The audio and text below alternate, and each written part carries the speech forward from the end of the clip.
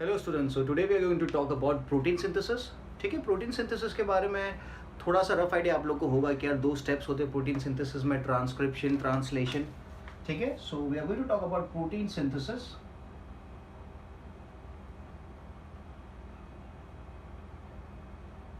ठीक है, so there are two major events that takes place in the process of protein synthesis, that is transcription and translation. ठीक है, transcription and translation. Transcription में क्या होता है? डीएनए से जो जेनेटिक इंफॉर्मेशन है उसको कॉपी करता है कौन? Messenger RNA. ठीक है, और ट्रांसलेशन में क्या होता है? मैसेंजर आरएनए क्या बनाता है? प्रोटीन बनाता है। और किसकी मदद से बनाता है? राइबोसोम की मदद से बनाता है। ठीक है, so this is the rough idea about protein synthesis कि यार ये प्रोसेस होता है, ये प्रोसेस होता है। डीएनए से आरएनए, मैसेंजर आरएनए बनता है, मैसेंजर आरएनए से प्रोटीन बनता है with the help of ribosome. So in this lecture I would be talking about this part, translation. तो आज अपन देखेंगे प्रोटीन सिंथेसिस, और प्रोटीन सिंथेसिस में क्या? ट्रांसलेशन देखेंगे।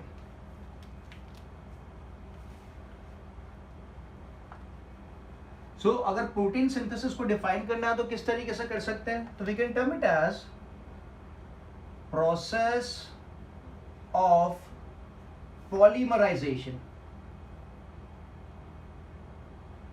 Process of polymerisation of amino acid to form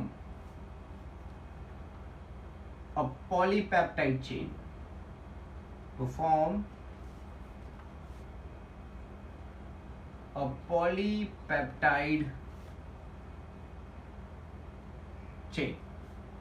ठीक है, the process of polymerization of amino acid to form a polypeptide chain, that is we term it as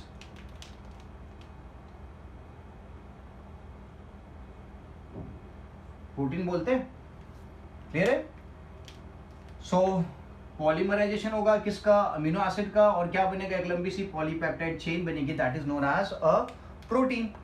ठीक है, अब protein के पास the sequence of amino acid जो इस polypeptide chain में प्रेजेंट है, sequence of amino acid which is present on or present in the polypeptide chain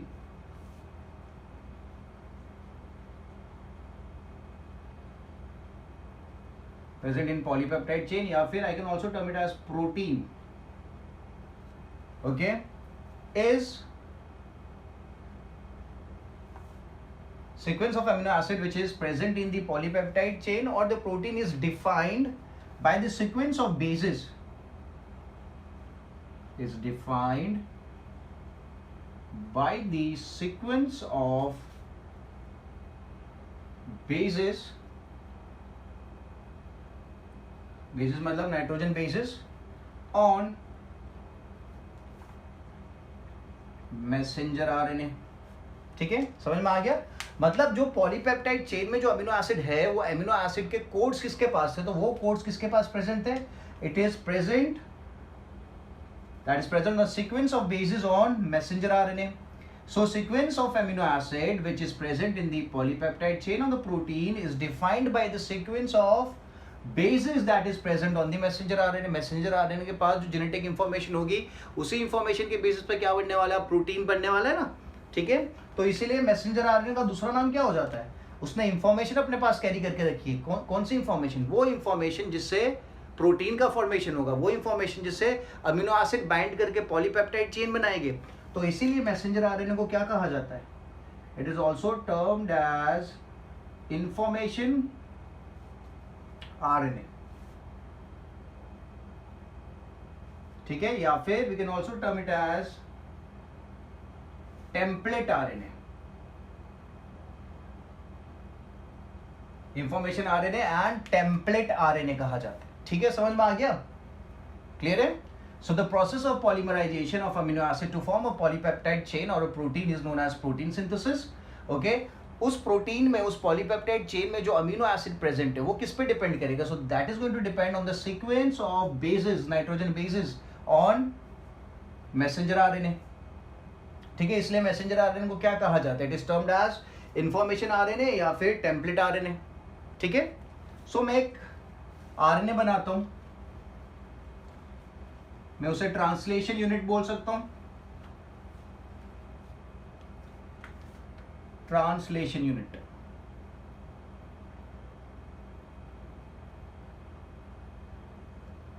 so translation unit की अगर मैं बात करता हूं तो लेट्स से ये मेरा ट्रांसलेशन यूनिट है, इसके पास सब कोड्स है, नाइट्रोजन बेसिस है, जो कोडोन्स आपने पढ़े थे ना, 3-3 वाले कोडोन्स, 1 2 3 1 2 3, इस तरीके से इसके पास कोड्स है. So one of the end is going to be termed as 5' end and another end is termed as 3' end. ठीक है, तो जो स्टार्टिंग वाला एंड होगा ये, तो यहां पे क्या होगा? इनिशिएशन कोडोन होगा जिसे अपन बोलते हैं AUG. ठीक है, और जो लास्ट एंड होगा जहां पे प्रोटीन सिंथेसिस के प्रोसेस को रोकना है, वहां पे कौन सा कोडोन होगा? Stop codon, UAA. This is start codon और this is stop codon. दूसरे नाम भी थे ना स्टॉप कोडोन के, नॉनसेंस कोडोन भी आपने बोला था, क्योंकि यहां पे कोई अमीनो एसिड कोड नहीं किया जाएगा. यहां पे जितने भी सीक्वेंस है, ये सब सीक्वेंस में क्या बनता जाएगा? अमीनो एसिड बनाएगा. ठीक है, बीच के जितने भी सीक्वेंस है, यहां से लेके यहां तक क्या बना के देंगे? अलग अलग अमीनो एसिड बना के देंगे. ये भी बना के देगा. यूजी कौन सा अमीनो एसिड कोड करता है? मिथ्योनीन. ठीक है, तो यहां पे भी अमीनो एसिड कोड हो गए, बट लास्ट वाले पे नहीं होंगे. ठीक है, अब एक और बात आपको याद रखनी है कि स्टार्ट कोडोन से पहले भी तो सीक्वेंस हो गई ना. स्टार्ट कोडोन से पहले भी कोडोन्स हो गए और स्टॉप कोडोन के बाद में भी कोडोन हो गए. अब ये जो कोडोन्स प्रेजेंट है, जो स्टार्ट कोडोन के आगे है और स्टॉप कोडोन के पीछे है, ये कोडोन्स भी कोई अमीनो एसिड को कोड नहीं करते. They are untranslated regions. क्या है? They are untranslated regions. ये रीजन और स्टॉप कोडोन के पीछे वाला region, they are termed as untranslated regions. They are termed as untranslated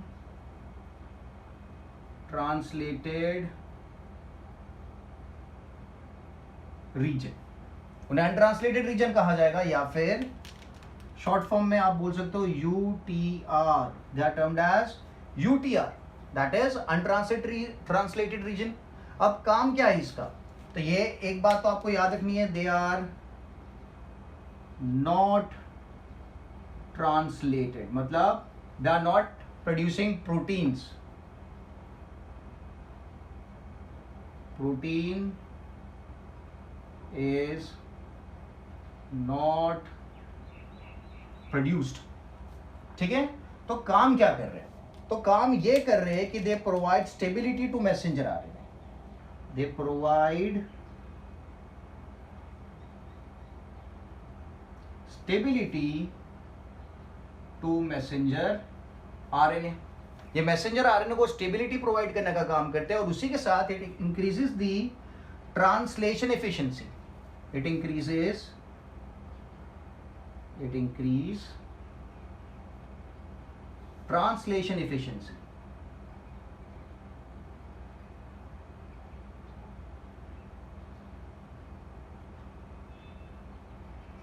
समझ में आ गया कि प्रोटीन तो नहीं बना रहे, ट्रांसलेशन में तो काम में नहीं आ रहे, तो काम क्या कर रहे हैं? तो जो नॉन कोडिंग पोर्शन है, अनट्रांसलेटेड रीजन है, यूटीआर, जो एक ट्रांसलेशन यूनिट पे प्रेजेंट है, या फिर मैं बोल सकता हूं एक मैसेंजर आरएनए के ऊपर प्रेजेंट है, उसका काम क्या है? तो उसका काम यह है कि वो प्रोवाइड करेगा stability. It provide stability to messenger RNA as well as it helps in increasing the translation efficiency. वो ट्रांसलेशन की एफिशिएंसी बढ़ाने का भी काम करेगा. कौन? यूटीआर. ठीक है, ठीक है, don't get it confuse with UTI. UTI is uterine tract infection, this is UTR.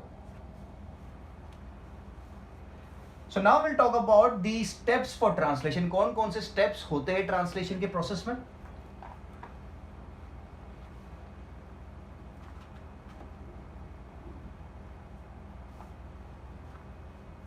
आपको वाला टर्म तो याद होगा, इंट्रोन्स एक्सोन्स. ठीक है, so now we have steps for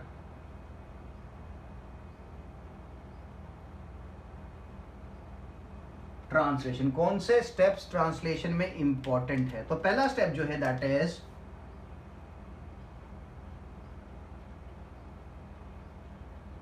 activation of amino acid. क्योंकि अमीनो एसिड एक्टिवेट करी जाएगी तब जाके वो टीआरएनए के साथ बाइंड होगी और फिर वो आएगी at the site of protein synthesis. Without the activation amino acid कहीं नहीं जाने वाला, अमीनो एसिड एक ही जगह पर रहेगा. You have to bring that amino acid to the site of protein synthesis. तो you need to activate it, you need to provide energy. ठीक है. Second is charging of tRNA. Charging of tRNA. ठीक है. Third step is initiation. Fourth step is elongation. Process को चालू करने के बाद इलोंगेट भी करना पड़ेगा, elongation. And fifth step is चालू हो जाएगा उसके बाद बंद भी तो करना पड़ेगा, you can not keep on continuing it. ठीक है. So the last step is termination. ठीक है. So steps for translations are activation of amino acid, ये भी अपन आज इस लेक्चर में देखेंगे. Charging of tRNA, that also will go to the lecture, इस लेक्चर में पढ़ेंगे. इनिशिएशन भी इस लेक्चर में पढ़ेंगे, बट इलोंगेशन एंड टर्मिनेशन इस लेक्चर में नहीं देखेंगे, नेक्स्ट लेक्चर में कंटिन्यू करेंगे बिकॉज काफी ज्यादा हो जाएगा. ठीक है. तो will go through activation of amino acid, charging of tRNA and initiation in this lecture. ठीक है. So let's start with the first process that is activation of amino acid. How do we activate amino acid. तो but obviously मैंने बोला energy देंगे तो ATP तो यहाँ पे आएगा ही.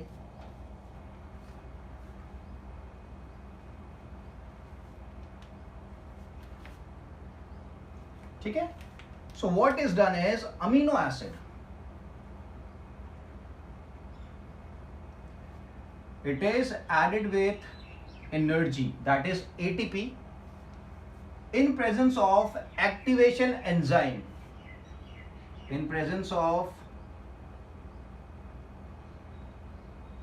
activation enzyme. मतलब यहां पे क्या हुआ, आपने अमीनो एसिड को बाइंड कराया एटीपी के साथ with the help of an activation enzyme. Okay, I put it like this way. Amino acid plus ATP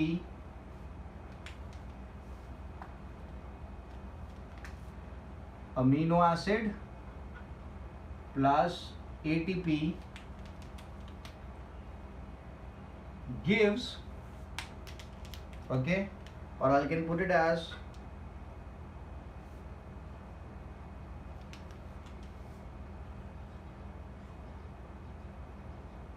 okay. ये दोनों जब एक दूसरे से बाइंड करेंगे so there is going to be formation of amino acid and AMP and enzyme. ठीक है. यहां पे एक एंजाइम यूज किया जाता है, उस एंजाइम का नाम है एक्टिवेशन एंजाइम. क्या नाम है?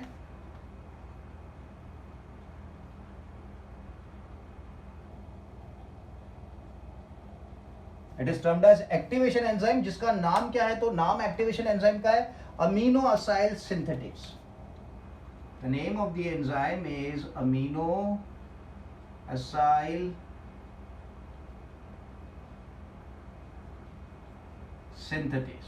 Amino acyl synthetics, that is the name of the enzyme, जिसको आप जनरल वे में बोल सकते हो एक्टिवेशन एंजाइम है. इस प्रोसेस के लिए there is also requirement of ions, Mg2+ का रिक्वायरमेंट है. ठीक है. तो जब अमीनो एसिड और एटीपी बाइंड करते हैं in presence of activation enzyme, तो यहाँ पे क्या होता है, there is release of phosphate. क्योंकि मैंने यहाँ पे AMP दिखाया, this is ATP, so ATP मतलब triphosphate, so there is release of two phosphate, two phosphate यहां से निकलते हैं और क्या बनता है, AMP बनता है। क्या बनता है, AMP बनता है। Okay, so a amino acid, AMP और enzyme all together this is known as एक कॉम्प्लेक्स का फॉर्मेशन हुआ यहां पे, और इस कॉम्प्लेक्स को कहा जाता है amino acyl adenylate amino acyl adenylate enzyme complex.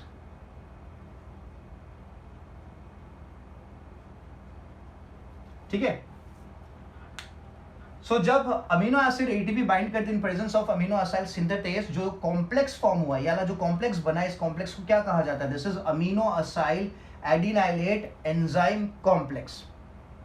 ठीक है, समझ में आया। तो यहां पे क्या किया आपने, जो अमीनो एसिड था उसको एक्टिवेट किया, किसकी मदद से एक्टिवेट किया, एटीपी की मदद से एक्टिवेट किया।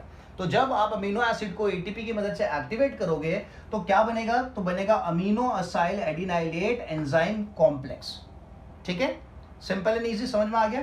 अब यहाँ पे जो एटीपी यूज किया गया है ना, आपको ये बात याद रखनी, जो एटीपी यूज किया गया है यहाँ पे, जो एनर्जी गेन करी किसने, अमीनो एसिड ने, ये एनर्जी कहाँ पे यूज में आने वाली, this is going to be used in the formation of peptide bonds between 2 amino acid. इस स्टेप में जो एटीपी यूज किया गया है, इस स्टेप में जो एटीपी यूज किया गया है,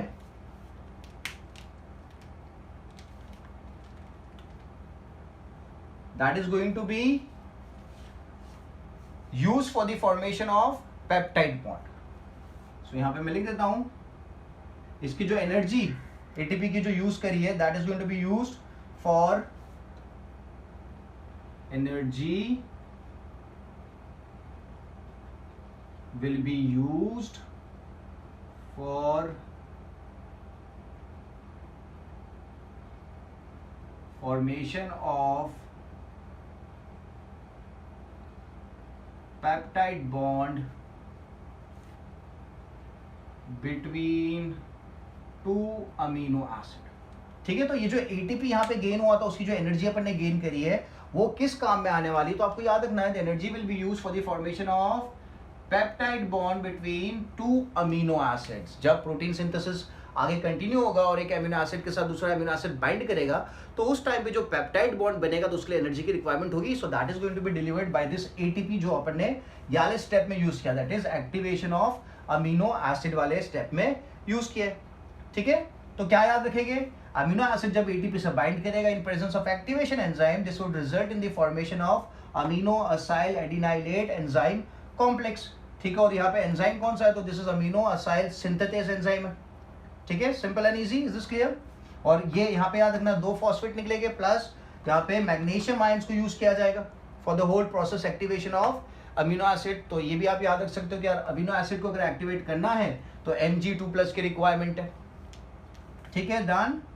सो ये एक स्टेप हो गया, तो अच्छे से कॉपी करके आप नोट्स बना लो। So moving to the next step, that is going to be the, next step कौन सा था, चार्जिंग ऑफ टीआरएनए। अब टीआरएनए की चार्जिंग कैसे करेंगे, एक्टिवेशन तो हो गया अमीनो एसिड का, so now will talk about charging of tRNA.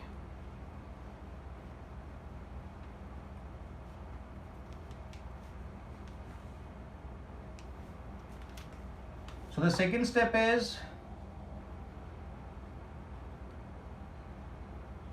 charging of tRNA. So how do I charge the tRNA? तो मैंने जब अमीनो एसिड को एक्टिवेट किया था तो मुझे क्या मिला था, amino acyl adenylate complex enzyme complex मिला था। So that is written as AA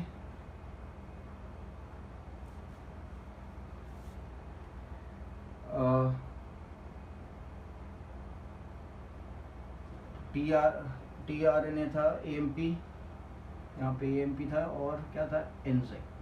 ठीक है, दिस इज द कॉम्प्लेक्स जो इसकी मैं बात कर रहा हूं। अब क्या होगा, जब tRNA आएगा तो यहां से AMP और एंजाइम रिलीज हो जाएगी। ये जो कॉम्प्लेक्स था वहां से AMP और एंजाइम क्या हो जाएंगे, रिलीज हो जाएंगे। There would be release of AMP and enzyme. और ये जो अमीनो एसिड है ये बाइंड करेगा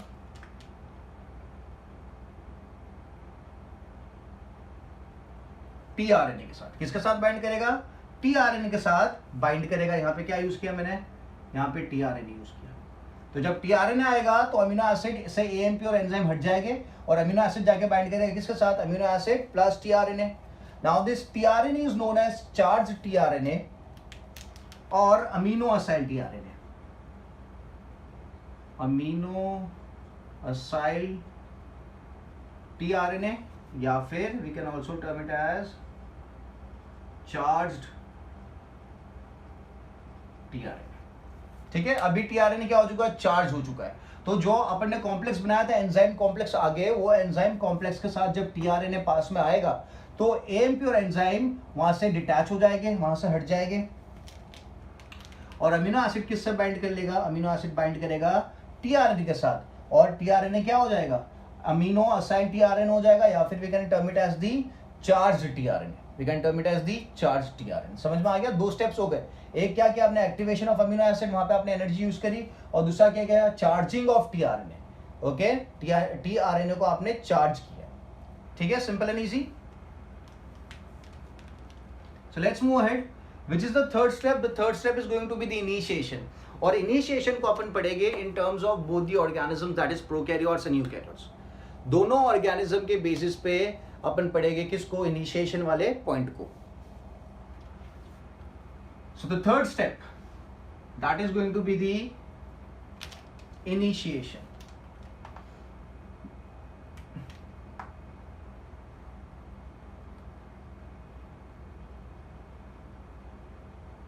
So initiation we would talk about in terms of prokaryotes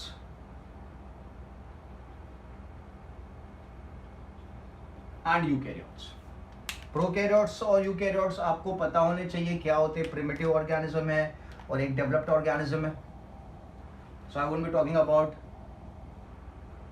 there characteristics. मैं खाली बात करूंगा इनिशिएशन का प्रोसेस प्रोकैरियोट्स में और यूकैरियोट्स में किस तरीके से होता है। प्रोकैरियोट्स में इनिशिएशन कैसे होगा और यूकैरियोट्स में इनिशिएशन कैसे होगा। तो पहली बात, काफी सारे factors are responsible for the process of initiation. There are many factors required for the process of initiation. If I talk about the prokaryotes, तो prokaryotes के केस में 3 फैक्टर रिक्वायर होते हैं और यूकैरियोट्स की बात करते हैं तो there is requirement of 9 factors. कितने फैक्टर्स? 9 फैक्टर्स। ठीक है, so I'll put it as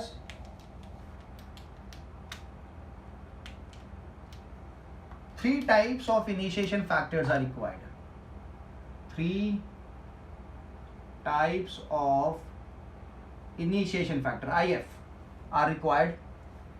One is, we put it as IF1, IF2, IF3. ये 3 इनिशिएशन फैक्टर है, नाम है उनके, that is IF1, IF2 and IF3।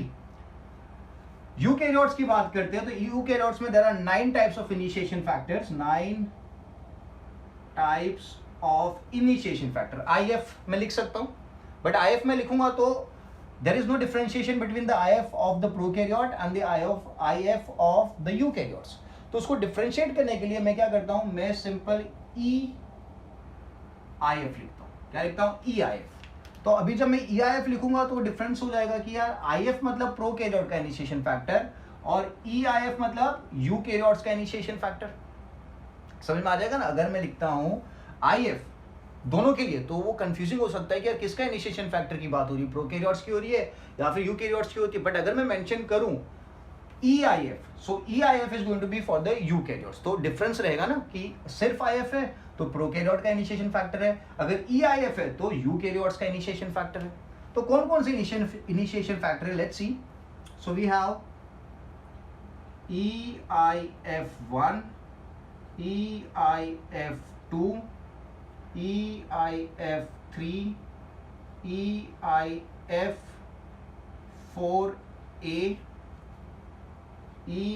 EIF4B, EIF4C and EIF4D.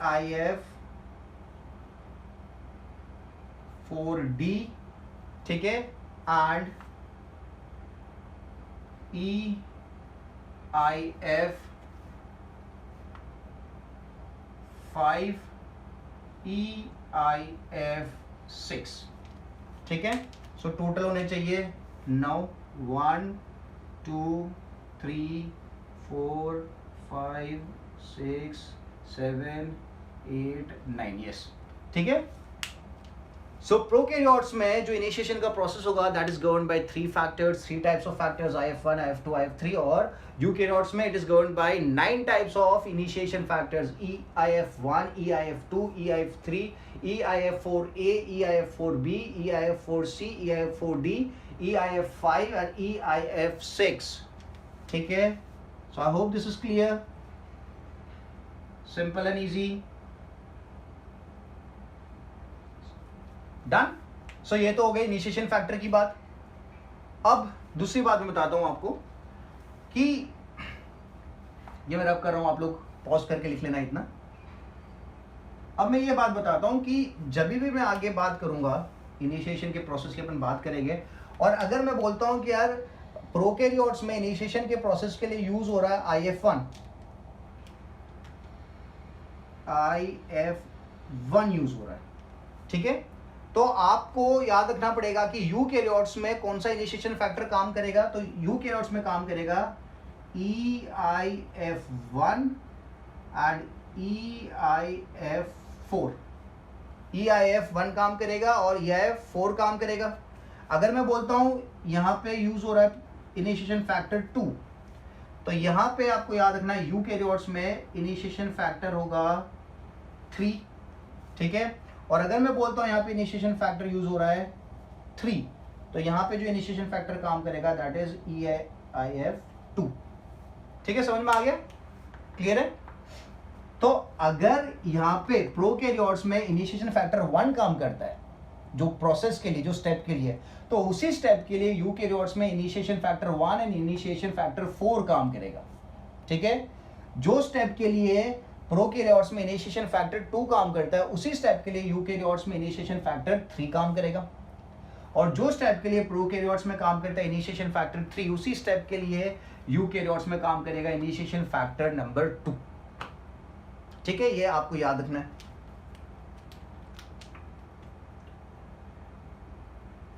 ठीक है। So let's move ahead.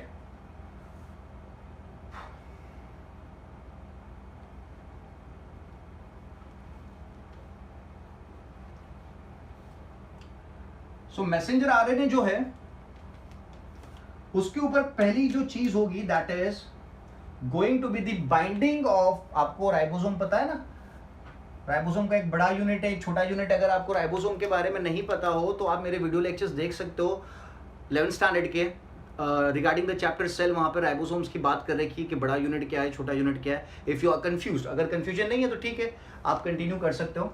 So this is the large unit, this is the small unit, okay. यहाँ पे होता है 50 होता है, 30 होता है प्रोकैरियोट्स में, और यूकैरियोट्स में क्या होता है, ओके, यूकैरियोट्स में 60-40 होता है, ठीक है।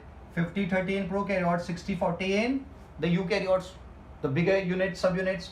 So first thing that happens is binding of the smaller subunit to the messenger RNA. Binding of smaller subunit of the ribosome with the messenger RNA.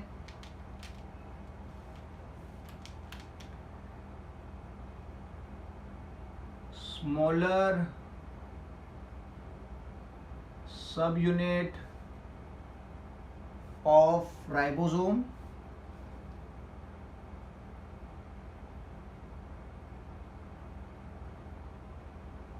binds with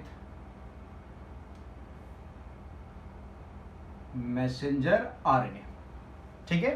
first thing जो होने वाली है, okay. सो ये जो process है इसमें there is requirement of initiation factor number 3, IF3 required है। तो अगर IF3 वाले प्रोसेस में रिक्वायर्ड, तो सेम प्रोसेस जो यहाँ पे होगा उसमें क्या रिक्वायर्ड होगा, IF2 रिक्वायर्ड होगा, ठीक है। तो यहाँ पे जो स्मॉलर सब यूनिट है that is going to be the 30S, आपको पता है। तो यही चीज अगर मैं यहाँ पे लिखता हूं तो I have to mention as 40S smaller सब unit binds with subunit of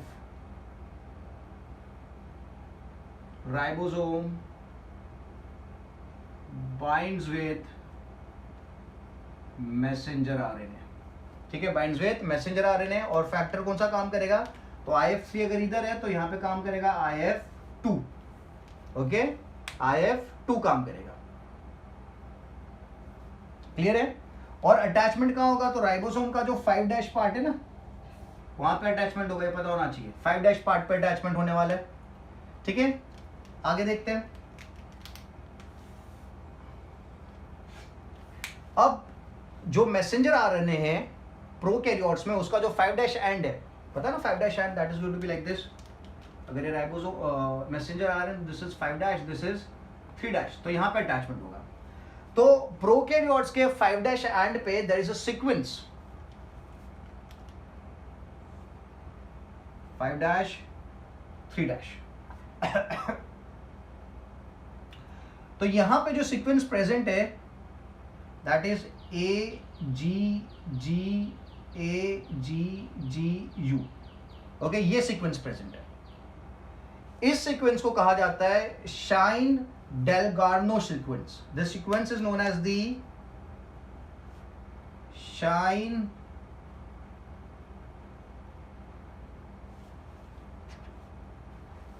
shine-Dalgarno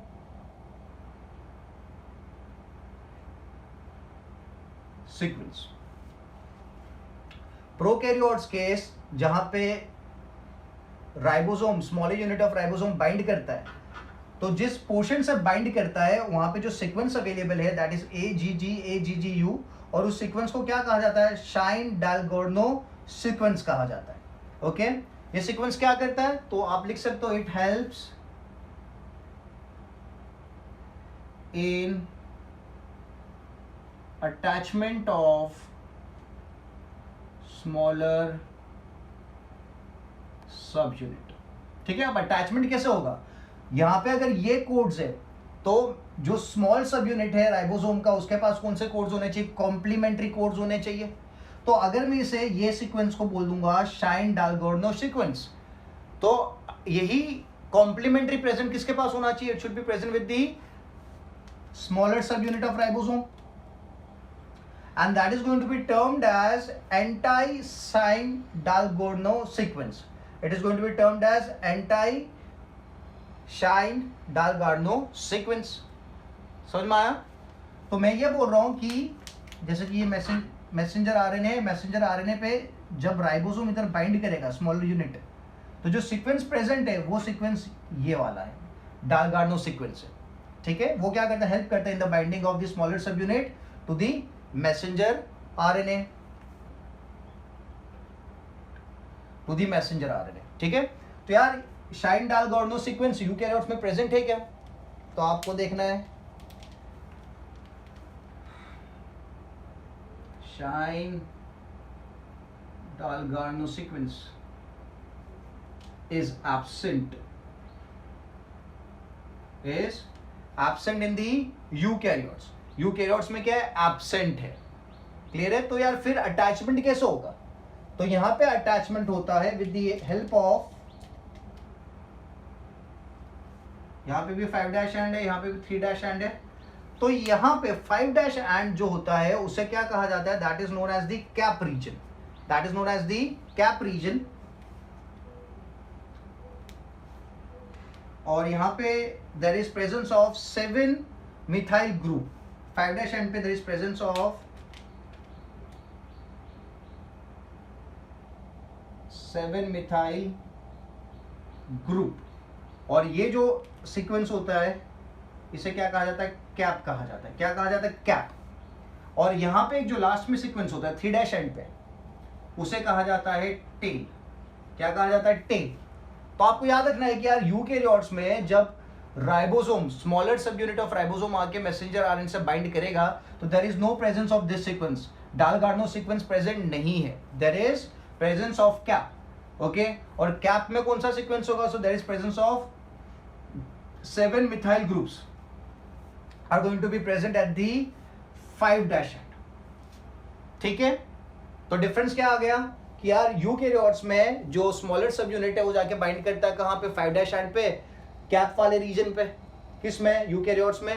और प्रोकैरियोट्स में स्मॉलर सब यूनिट बाइंड करता है शाइन डालगार्नो सीक्वेंस पे, और सीक्वेंस मैंने यहाँ पे लिख रखा है। ये सीक्वेंस यूकैरियोट्स में एब्सेंट है, this sequence is absent in the eukaryotes, ठीक है। So I will write this down. ये याद रखना है 40 वाला है यूकैरियोट्स में स्मॉलर सब यूनिट। बड़ा सब यूनिट अभी बाइंड नहीं हुआ है, ठीक है। बड़ा सब यूनिट देखेंगे कब बाइंड होता है। सो मैं रब करता हूं,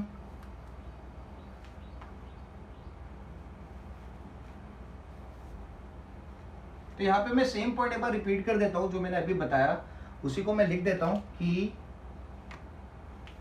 स्मॉलर सब unit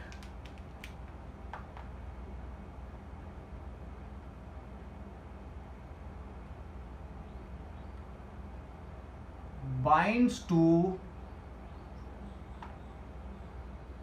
Shine-Dalgarno sequence on 5' and of messenger RNA, ठीक है। तो यहां पे क्या लिखेंगे, स्मॉलर सब यूनिट 40s वाला, स्मॉलर सब unit binds to cap region, it binds to cap region present on 5' and of mRNA, ठीक है। सो ये भी एक डिफरेंस हो गया। मैं फिर से यहां पे लिख देता हूं 30s 40s। So this is one difference, done, clear है, ओके। अब यहां पे आपको एक और बात याद रखनी है कि यहां पे कौन सा फैक्टर हेल्प में आएगा। तो यहां पे जो फैक्टर हेल्प में आएगा that is going to be IF3। तो अगर यहां पे IF3 काम करेगा तो यहां पे कौन काम करेगा, सो यहां पे काम करेगा EIF2, है ना। इनिशिएशन फैक्टर 2 काम करेगा अगर यहां पे 3 काम कर रहा है। Done, simple and easy, clear है।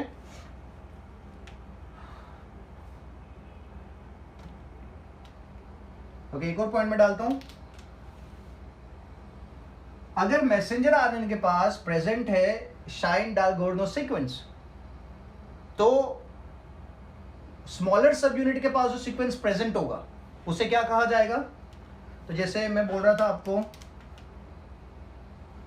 अगर सीक्वेंस जो प्रेजेंट है दैट इज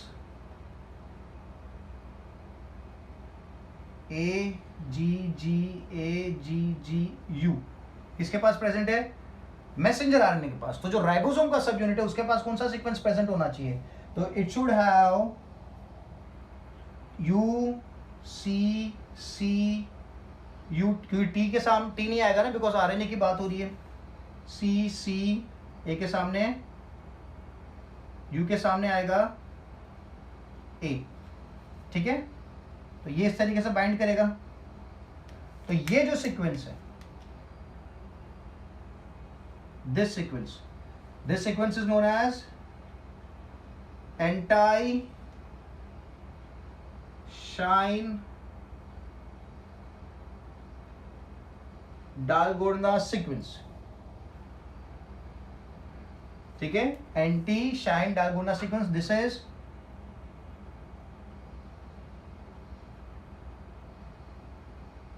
Dalgarno sequence। तो जो मैसेंजर जो राइबोसोम के पास होगा that is going to be anti-Shine-Dalgarno sequence.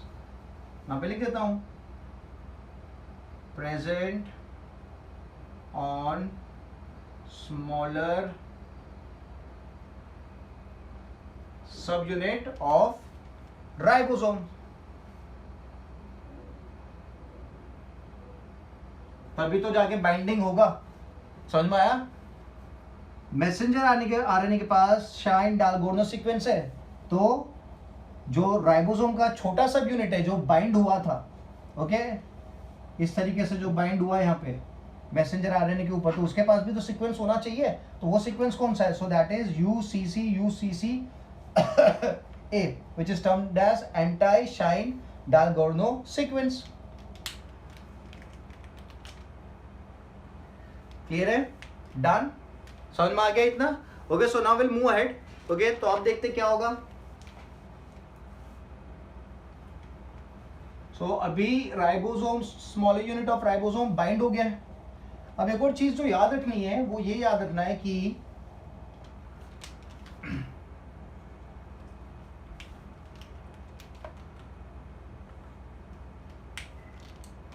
Smaller सब यूनिट जो है उसके ऊपर दो साइट अवेलेबल होती है. मेजॉरिटी पोर्शन उस साइट का कहां पे होता है? बड़े सब यूनिट में होता है, बट थोड़ा सा प्रोपोर्शन उसका यहां पे भी होता है. This is one site, amino acyl site, and there is another site that is peptidyl site. कौन सा साइट है? This is amino acyl site, same for the eukaryotes. और दूसरा कौन सा बोला मैंने? Peptidyl site. Peptidyl site. There are two sites which are present.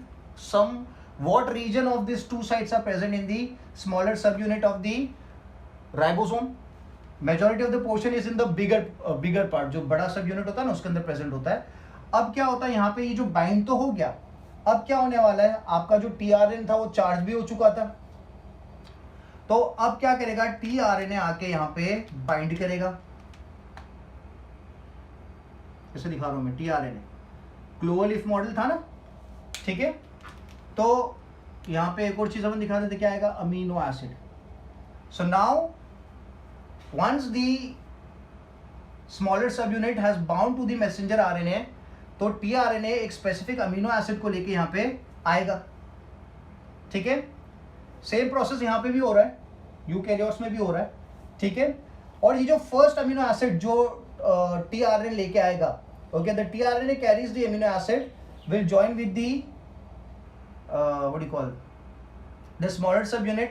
okay, और यहाँ पे जो इनिशिएशन फैक्टर चाहिए that is IF2. कौन सा फैक्टर चाहिए इस प्रोसेस के लिए? मैं यहाँ पे लिख देता हूँ IF2. तो अगर यहाँ पे मैं लिखता हूँ IF2 चाहिए इस प्रोसेस के लिए, तो यहाँ पे कौन सा चाहिए होगा? EIF3. ठीक है. सो ज्वाइनिंग ऑफ टीआरएनए,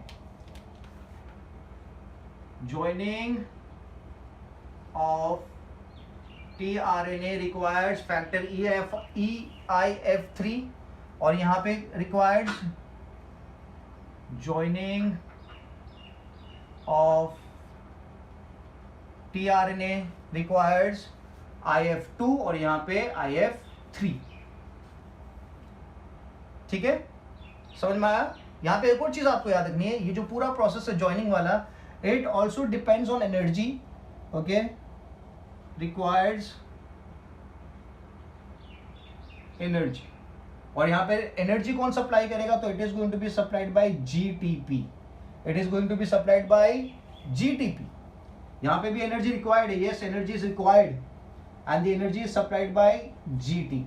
ठीक है. This is a very important step जो आपको याद रखना है. जब स्मॉलर सब यूनिट ऑफ राइबोसोम बाइंड हो चुका है मैसेंजर आरएनए से, तो उसके पास दो साइट होती है. एक साइट को कहा जाता है अमीनो असाइल साइट और दूसरी साइट को क्या कहा जाता है? Peptidyl site. ठीक है. ये यहां पे भी प्रेजेंट होगा. अभी अगर मैं बोलता हूं पेप्टिडाइल साइट का कोडोन कौन सा होगा, तो आपको पता होना चाहिए यहां पे कोडोन क्या होगा.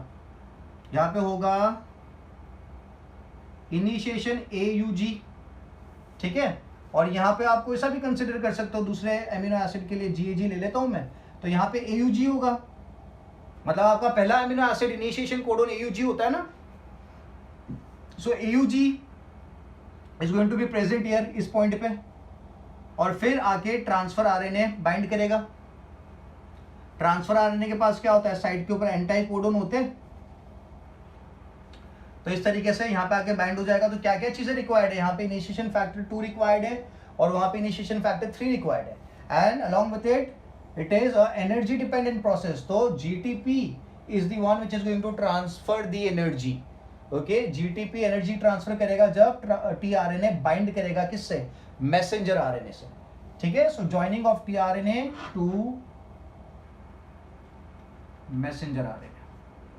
ठीक है. ठीक है, सिंपल एंड इजी. समझ में आया? ठीक है, तो जो टीआरएनए को आपने पहले एक्टिवेट कर दिया था, अमीनो एसिड को एक्टिवेट किया था, ओके, तो वो एक्टिवेट हो चुके थे, अब यहाँ पे आ गए वो, और इस प्रोसेस में बाइंड हो जाएंगे। यहाँ पे बाइंड हुआ, फिर इसको रीड करेंगे तो दूसरा ट्रांसफर आरएनए आएगा, फिर दूसरे कोड को रीड करेंगे तो दूसरा ट्रांसफर आरएनए आएगा। इस तरीके से ट्रांसफर आरएनए आते जाएंगे और अमीनो एसिड की एक लॉन्ग चेन बनती जाएगी, जिसको आप क्या बोलते हो, a long polypeptide chain of amino acid which is termed as protein. ठीक है, एक और इंपॉर्टेंट बात जो आपको याद रखनी है कि यहाँ पे जो अमीनो एसिड होगा in terms of prokaryotes, the initiation amino acid is going to be the formilated methionine. ठीक है, तो मैं यहाँ पे रब करता हूं, याला जो फर्स्ट अमीनो एसिड आएगा टीआरएन लेके आएगा इस कोड के हिसाब से, तो प्रोकैरियोट्स में the initiation amino acid, initiation amino acid is फॉर्माइलेटेड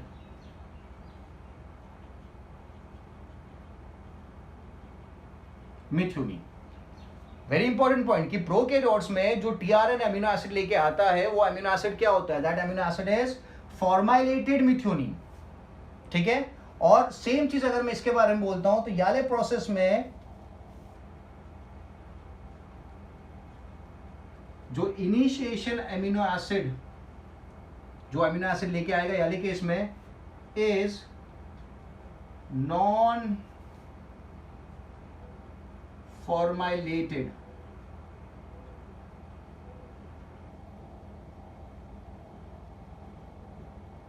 it is non formylated methionine. ठीक है, याद रखना है इसको। पहला अमीनो एसिड जो ट्रांसफर आरएनए लेके आएगा प्रोकैरियोट्स में, उसे क्या कहा जाएगा, it is going to be termed as formylated methionine. और यहां पे जो पहला अमीनो एसिड आएगा, it is going to be known as non formylated methionine. ठीक है, तो अभी आपके मैसेंजर आरएनए के साथ राइबोसोम अटैच हो गया, राइबोसोम अटैच होने के बाद smaller unit of ribosome attach होने के बाद ट्रांसफर आरएनए अटैच हो गया। ओके, अब आएगा पिक्चर में द बिगर सब unit. Now the bigger subunit is going to bind. ठीक है, I hope this is clear. ठीक है, I hope this is clear. तो वीडियो को पॉज करके आप डिटेल्स कॉपी कर लेना। ठीक है, सो टीआरएनए को बाइंड करने के लिए क्या चाहिए, IF2 एंड EIF3 चाहिए, और क्या चाहिए, there is also requirement of energy, that is GTP provide करेगा दोनों केस में।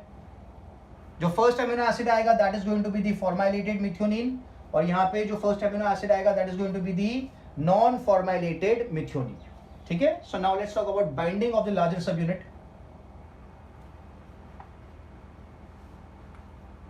अब मैंने जैसा बोला था कि जो साइट प्रेजेंट थी स्मॉलर सब यूनिट में, कौन सी, peptidyl site and amino acyl site, उसका मेजर पोर्शन कहां पे प्रेजेंट होता है।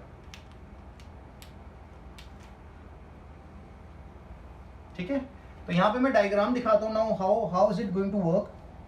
तो ये अपना मैसेंजर आरएनए है, this is 5' end this is 3' end this is smaller सब यूनिट, दिस इज बिगर सब यूनिट। अब बिगर सब यूनिट आगे बाइंड हो गया, तो जो साइट यहाँ पे अपन ने थोड़ी सी दिखाई थी,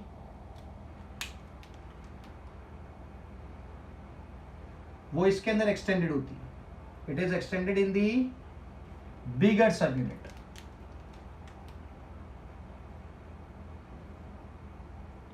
इट इज एक्सटेंडेड इन दी बिगर सब यूनिट। तो ये वाला जो साइड अपन ने आधा दिखाया था that is known as the aminoacyl side and this is peptidyl side. ठीक है, तो यहां पे कौन बाइंड होता है, टीआरएनए दिखाया था अपन ने। सो टीआरएनए इसके ऊपर बाइंड होता है और यहाँ पे उसकी अमीनो एसिड है, टीआरएनए उसके ऊपर बाइंड होता है। तो ये जो प्रोसेस है जहां पे बिगर सब यूनिट बाइंड होता है मैसेंजर आरएनए पे, और बाइंड होने पे क्या बनाता है, in this case the bigger subunit is going to be which one, 50s, this is 30s, और याले केस में the bigger subunit is going to be 60s and the smaller subunit is going to be 40s।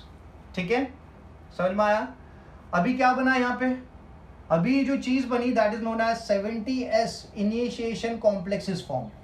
This is total known as 70s initiation complex for the prokaryotes, ठीक है। और eukaryotes के लिए क्या बोलेंगे, 80s initiation complex, 80s initiation complex for the eukaryotes and 70s initiation complex for the prokaryotes। समझ में आ गया। अब फैक्टर्स तो प्ले करेंगे इंपॉर्टेंट रोल। तो यहाँ पे लार्जर सब यूनिट को बाइंड करने के लिए जो फैक्टर चाहिए दैट इज IF1। तो अगर IF1 यहाँ पे यूज होता है तो यूकैरियोट्स में कौन यूज होगा, सो यूकैरियोट्स में यूज होगा IF1 and IF4, IF1 and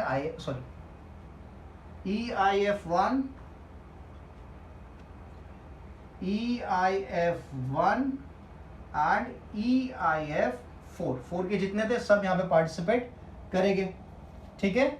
so इस तरीके से आपका पूरा प्रोसेस काम करेगा, ठीक है। तो पहले क्या होगा, अभी ये देख लेते हैं, आपका लार्जर सब यूनिट आके बाइंड हो गया और कौन सा फैक्टर यूज हुआ, IF1 यूज हुआ, यहाँ पे EIF1 EIF4 यूज हुआ।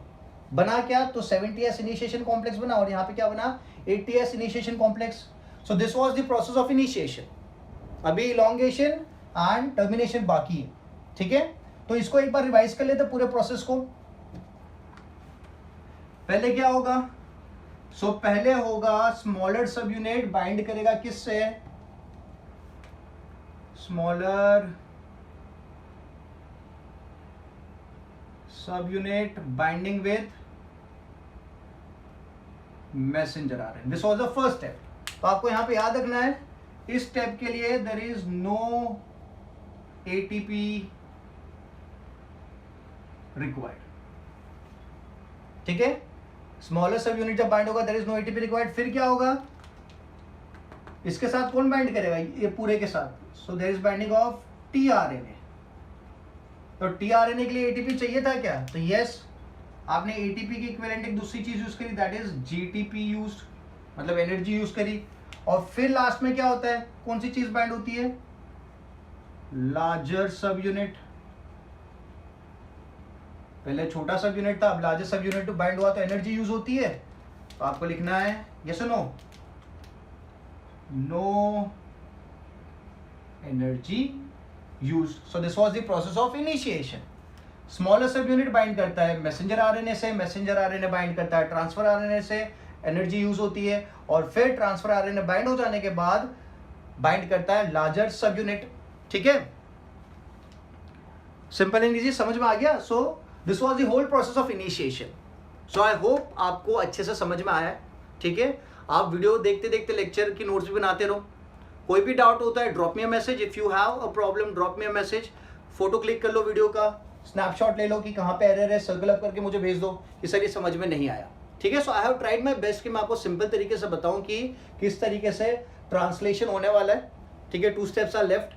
तो आई होप जितना अभी मैंने बताया आज के लेक्चर में आपको समझ में आया, ठीक है। So in the next lecture we will be talking about the remaining 2 steps of translation, ठीक है। So I will keep this much for the lecture, in the next lecture will move ahead, ठीक है। चलो bye bye.